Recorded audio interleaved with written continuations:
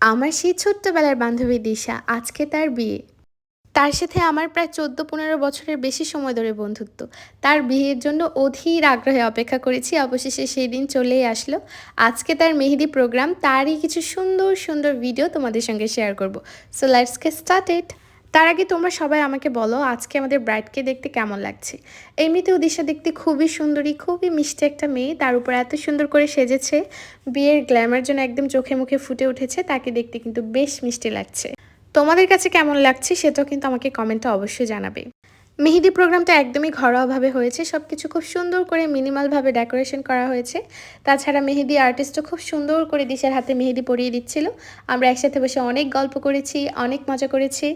But unfortunately ওই দিন আমার একটা এক্সাম ছিল, তাই আমাকে খুব তাড়াতাড়ি চলে যেতে হয়েছিল। আমি জানি না তোমাদের সাথেও এরকম হয় কি না।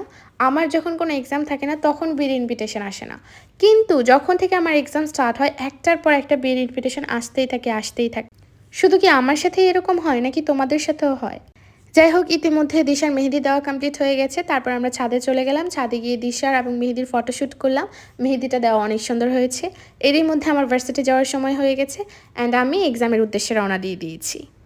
আজকে এই পর্যন্তই। দেখা হবে নেক্সট ব্লগে। আল্লাহ হাফিজ।